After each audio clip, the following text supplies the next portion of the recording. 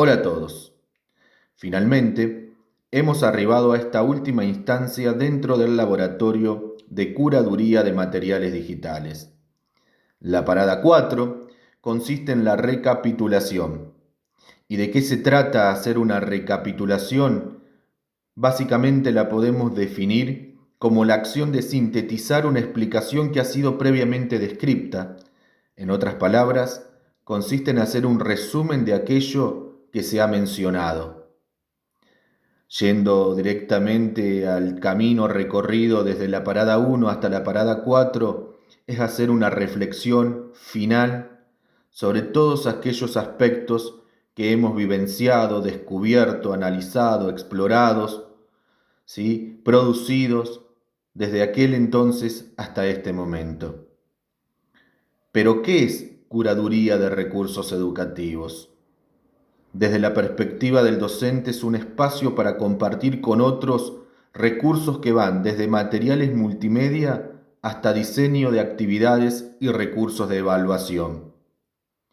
De esta manera, arrancamos este laboratorio con la parada 1, que ha sido denominada exploración, donde aquí se nos invitó a explorar una selección variada de materiales digitales. Y la gran pregunta, ya situándonos en nuestro hacer docente dentro del aula, fue: ¿qué hacemos cuando seleccionamos un contenido, un recurso o un material educativo? ¿Dónde lo buscamos? ¿Qué nos lleva a elegir tal o cual material? ¿Cómo lo organizamos?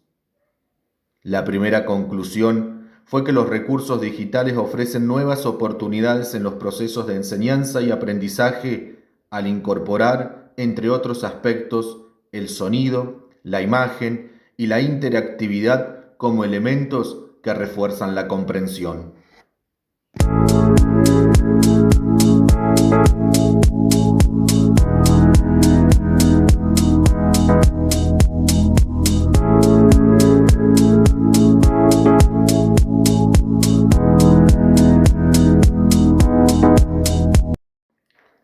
La parada 2 tenía como tema central la conceptualización. En esta parada realizamos una aproximación conceptual sobre la curaduría de materiales digitales como parte de ese conjunto de quehaceres cotidianos del oficio docente. ¿En qué consiste el trabajo del curador? ¿Cómo describen los curadores sus proyectos curatoriales? ¿Cómo se hace una curaduría? La misma fue pensada como un modo de revisar colectivamente lo construido en cada uno de los espacios propuestos. Y de esta manera arribamos a la parada 3, que fue llevar adelante un proyecto de producción, diseñar nuestro propio proyecto curatorial. En esta parada nos encontramos ante el desafío de ponernos a crear, y aquí surgió un gran interrogante: el docente como curador de contenidos. Ante la avalancha de información, el docente tiene que convertirse en un verdadero curador, y así llegamos a este punto, la parada 4.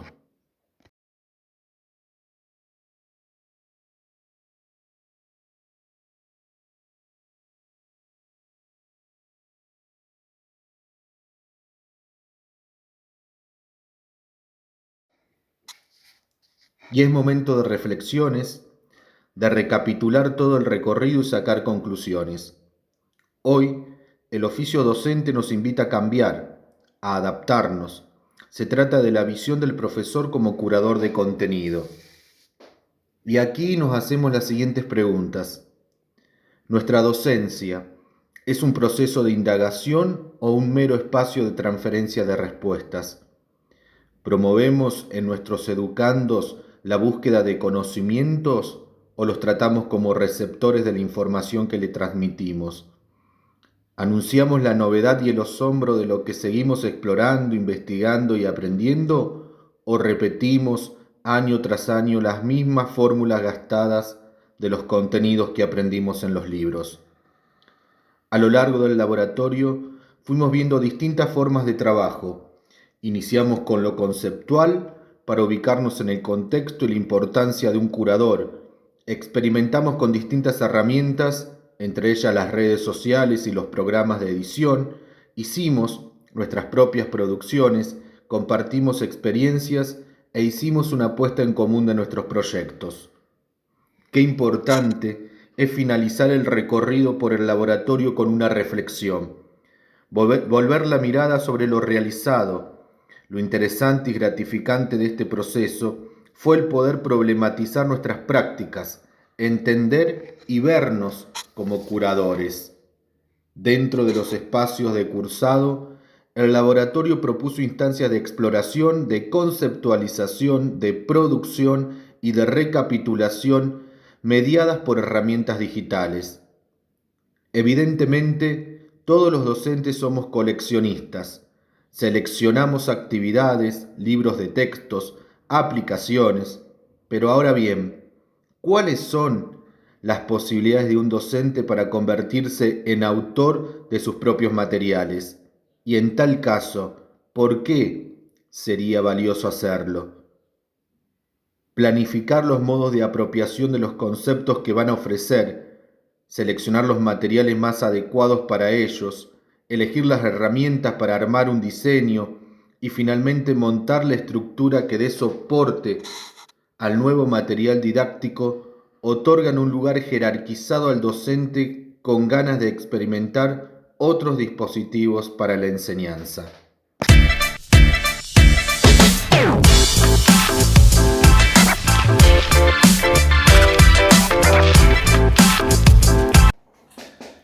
De esta manera hemos arribado al final de la presente parada y no quiero despedirme de este laboratorio sin antes hacerlo con una reflexión justamente final a través de una pregunta.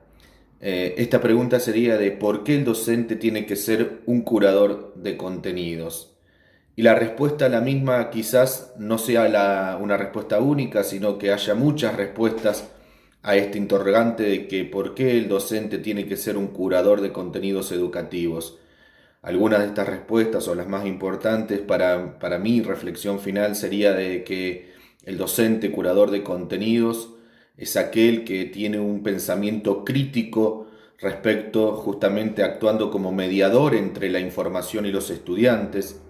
El docente curador de contenidos es aquel que busca justamente conocer y descubrir los intereses de sus estudiantes, saber de esta manera qué es lo que les llama mayormente la atención.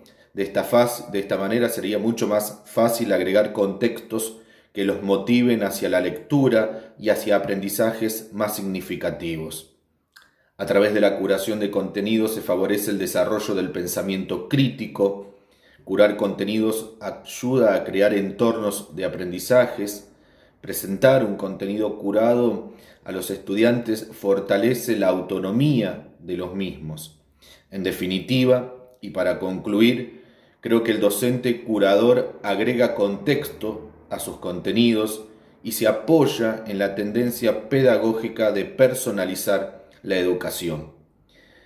Esto creo que a modo de conclusión quería expresar sin antes de finalizar justamente esta etapa, no sin antes reconocer que todo este proceso, todo este recorrido desde la parada 1 hasta la parada 4 ha sido muy provechoso para mi hacer docente, para el oficio que día a día trato de llevar a cabo y de desempeñar, justamente en pos todo ello de llevarle a nuestros estudiantes y a nuestros alumnos aprendizajes de calidad, aprendizajes significativos, aprendizajes que tengan relación directa con sus intereses y con el mundo actual. De esta manera hacemos un punto final a esta reflexión y nos seguimos leyendo y nos seguimos capacitando a través de cada una de estas propuestas de formación pedagógica.